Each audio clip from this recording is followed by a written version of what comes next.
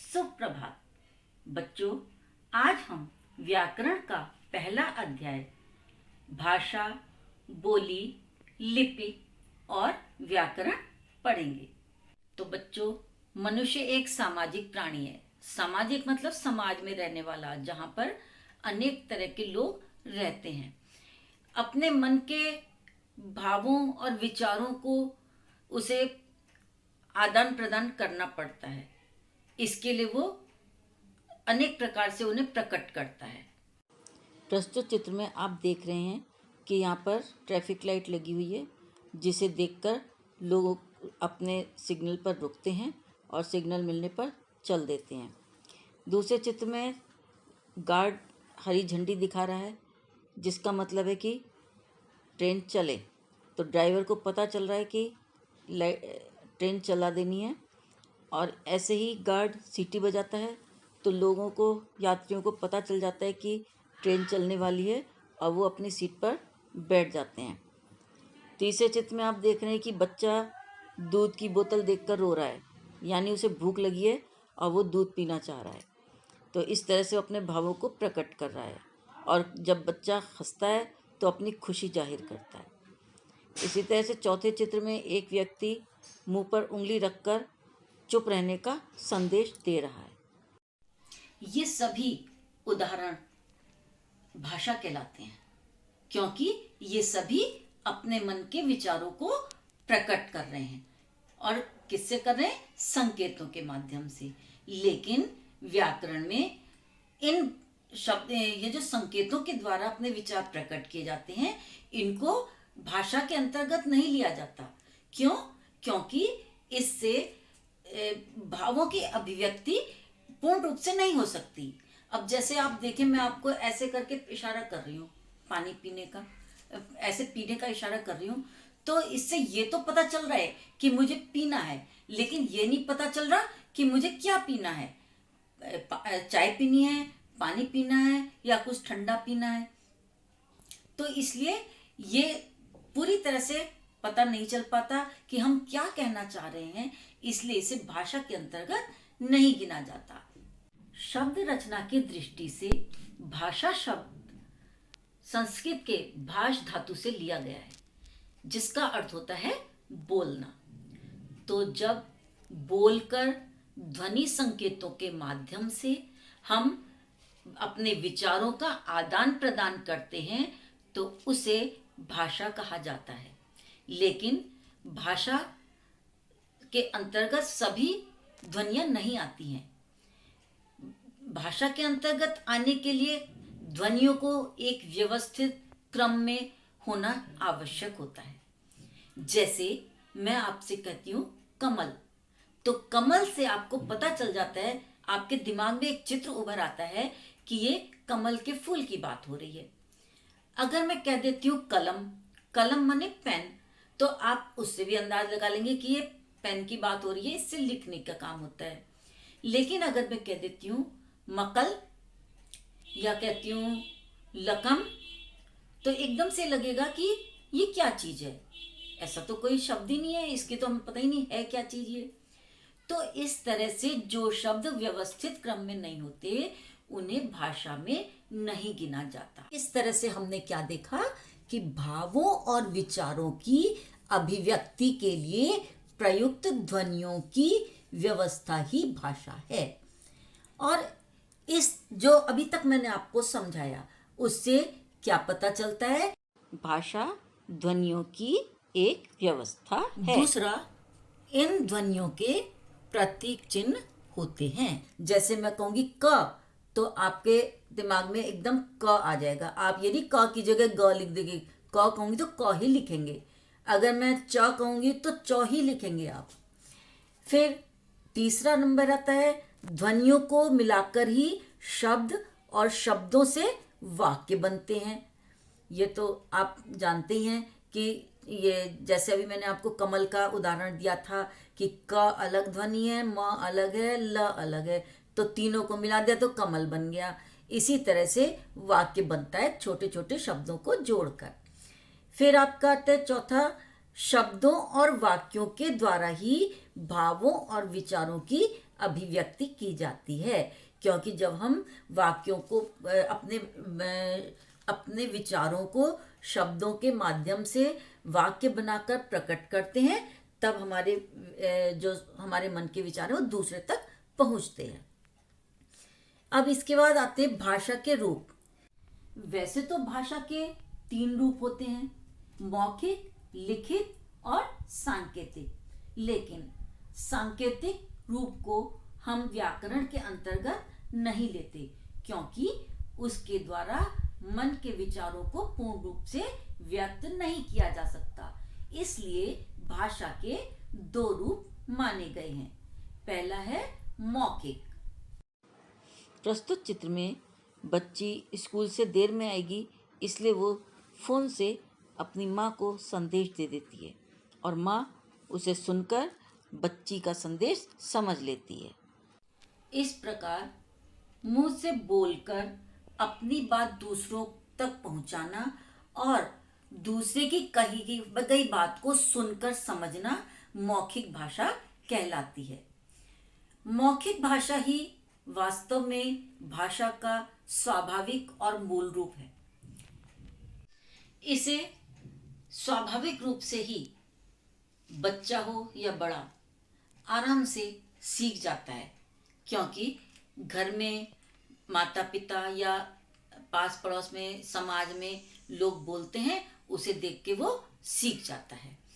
इस तरह से मौखिक भाषा का पहले विकास हुआ, उसके बाद लिखित भाषा का विकास हुआ। तो दूसरा रूप हमारा है भाषा का लिखित रूप।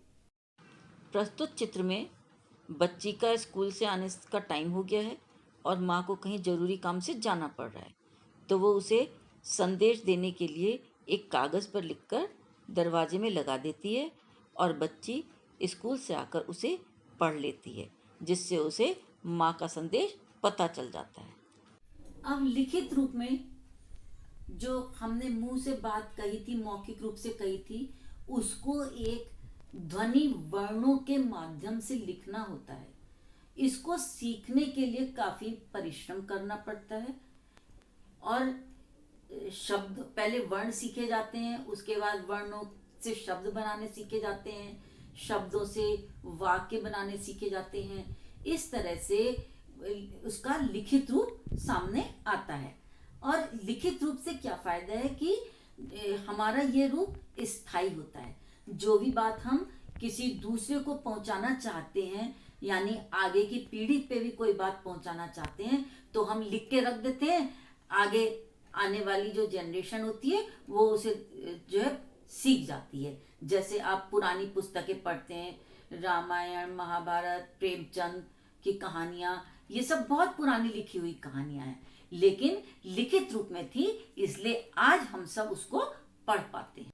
मौखिक भाषा और लिखित भाषा ये दोनों एक दूसरे के पूरक हैं, यानी जैसा हम बोलते हैं वैसा ही हम लिखते हैं, और जैसा लिखते हैं पढ़ते वैसा ही हैं, और जैसा बोला जाता है वही उसको सुना भी जाता है।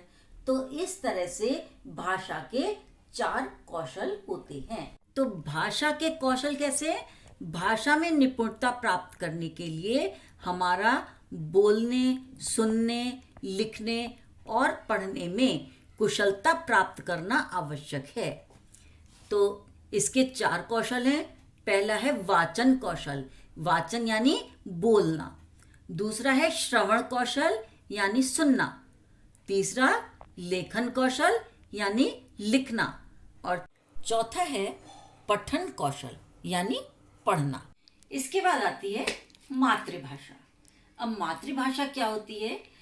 वो भाषा जो बच्चा अपने माता पिता और परिवार के बीच में रह करके सीख जाता है, उसे मातृभाषा कहते हैं। मातृभाषा अलग अलग प्रांतों में, अलग अलग क्षेत्रों में अलग अलग हो सकती है। बच्चा उनको उसी रूप में सीखता है जो उसके परिवार में बोली जाती है। अब आती है राजभाषा। राजभाषा वो भाषा है जो किसी देश या राज्य में सरकारी काम के लिए प्रयोग में लाई जाती है। जैसे भारत में हिंदी और अंग्रेजी भाषा सरकारी काम के लिए प्रयोग की जाती है। इसके बाद आती है राष्ट्रभाषा। राष्ट्रभाषा वो भाषा होती है जो पूरे राष्ट्र में ज़्यादातर लोगों के द्वारा बोली जाती है। जैसे भारत में अधिकांश रूप से हिंदी का प्रयोग अलग अलग तरह से किसी न किसी रूप में होता है। संपर्क भाषा विभिन्न भाषा भाषियों के बीच आदान प्रदान के लिए जो भाषा प्रयोग की जाती है उसको संपर्क भाषा कहते हैं। जैसे मान लिया भारत के लोग हिंदी जानते हैं, बाहर किसी दूसरे देश का देख लीजिए, चाहे स्पेन ले लीजिए, तो वहाँ के लोग स्पेनिश जानते हैं। लेकिन अब जब वो दोनों अपनी बातों को कैसे समझाएंगे? कोई ऐसी भाषा तो होनी चाहिए जो दोनों को आती हो। तो एक अंग्रेजी भाषा ऐसी है जिसको दोनों ही लोग समझ सकते हैं, तो वो उस भाषा का प्रयोग करके अपने विचारों का आदान प्रदान कर लेते हैं। तो ये अंग्रेजी उनकी संपर्क भाषा हो गई। तो इस तरह से भारत की संपर्क भाषा हिंदी है और पूरे विश्व में संपर्क भाषा अंग्रेजी है। मानक भाषा भाषा का वह व्याकरण सम्मत रूप जो सुशिक्षित लोगों और विद्वानों के द्वारा स्वीकार किया जाता है उसको मानक रूप कहा जाता है, मानक भाषा कहा जाता है। जैसे मैं आपको कुछ शब्द बताती हूँ जो आप लोग गलत भी लिखते हैं या पहले प्रयोग में लाए जाते थे, लेकिन अब उनका मानक रूप क्या हो गया है उसे आप भी देखें। जैसे आप यहाँ पर देख रहे हैं कि ध ऐसे लिखा हुआ है, तो इसको अब मानक रूप में इस तरह से आप लोग लिखते हैं। अब ये लिखा है र और व, देखने में ऐसा लग रहा है र और व, क्योंकि पहले ऐसे ख लिखा जाता था, लेकिन ख को अब इस तरह से लिखा जाता है। अंत शब्द लिखा है, पहले ऐसे लिखते थे, अब इसका मानक रूप है इस तरह से लिखते हैं अंत। संबंध को कैसे लिखेंगे? संबंध। पहले नए शब्द ऐसे लिखा जाता था, अब इसको लिखा जाता है नए। आई अब किसको लिखते हैं? इस तरह से। तो अब ये इसके मानक रूप बन गए हैं। अब है बोली। बोली भाषा का वह रूप है जो एक सीमित क्षेत्र में बोला जाता है। ये जो बोली होती है ये थोड़ी थोड़ी दूरी पर जाकर इसका रूप बदल जाता है। बोली एक सीमित क्षेत्र में बोला जाने वाला भाषा का स्थानीय रूप होता है। बोली में प्रायः साहित्यिक रचनाएं नहीं होती, लेकिन कुछ बोली ऐसी हैं, ये ऑप्शन है, इसमें कोई कोई ऐसी बोली भी हैं जिनमें साहित्य रचनाएं की गई हैं। जैसे सूरदास जी ने ब्रज भाषा में लिखा है और तुलसीदास जी ने अवधी भाषा में लिखा है, इसलिए। अब है लिपि। लिपि क्या है? मौखिक ध्वनियों को लिखित रूप में प्रकट करने के लिए निश्चित किए गए चिन्हों को लिखने की विशेष विधि को लिपि कहते हैं। यानी जो कुछ हम बोलते हैं उनके लिए एक निर्धारित वर्ण होता है, उसको लिपि में गिना जाता है। अब विश्व की भाषाएं और लिपियां, हर भाषा की लिपि अलग अलग होती है। जैसे हिंदी की देवनागरी है, संस्कृत की भी देवनागरी, अरबी भाषा फारसी में लिखी जाती है, फ्रेंच रोमन में लिखी जाती है, अंग्रेजी की रोमन है। इस तरह से यहाँ पे कुछ भाषाएं मैंने दी हैं जिन्हें आप देखेंगे। वैसे तो सब भाषाओं की अपनी अपनी लिपि होती है, लेकिन कोई भी भाषा किसी भी लिपि में लिखी जा सकती है। जैसे आजकल आप लोग व्हाट्सएप में प्रयोग में लाते हैं कि हिंदी भाषा को इंग्लिश में लिख लेते हैं, इंग्लिश भाषा को हिंदी में लिख लेते हैं। इसके बाद आती है व्याकरण। व्याकरण वह शास्त्र है जिसके द्वारा भाषा के शुद्ध रूप और प्रयोग का ज्ञान होता है। व्याकरण के अंग, व्याकरण में जिस भाषिक व्यवस्था का ज्ञान कराता है उसके 3 अंग हैं। पहला है वर्ण विचार। वर्ण यानी आपने उसमें देखा था वर्णों की रचना, कैसे वर्ण बनाए जाते हैं, क में अ मिला होता है और फिर उनको जोड़ लिया जाता है आपस में। इस तरह से फिर उनको बोलते कैसे हैं और उनको उनका वर्गीकरण का ज्ञान, यानी कि उसके अलग अलग आपने पढ़े थे स्वर, व्यंजन, वो सब इसका वर्गीकरण के अंतर्गत आता है। फिर है शब्द विचार। शब्दों की उत्पत्ति, यानी शब्दों की उत्पत्ति कहाँ से हुई है, कैसे किसी शब्द को, किसी भी वस्तु को नाम दिया गया है, उसकी रचना कैसे हुई और उसका उच्चारण क्या किया जाएगा, और शब्दों के वर्गीकरण, वर्गीकरण जिसमें आप पढ़ते हैं पर्यायवाची, विलोम शब्द और शब्द युग्म, अनेकार्थी, ये सब इसमें आ जाता है और इनका प्रयोग कैसे करना है ये सब शब्द विचार के अंतर्गत आता है।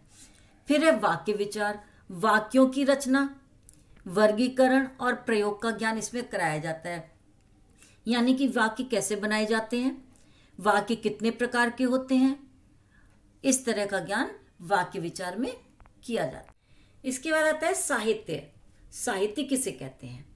किसी भाषा में संचित उपयोगी ज्ञान को साहित्य कहते हैं, यानी कि जो भी भाषा से संबंधित बातें जिसमें लिखी गई होती हैं वो सब साहित्य के अंतर्गत आता है।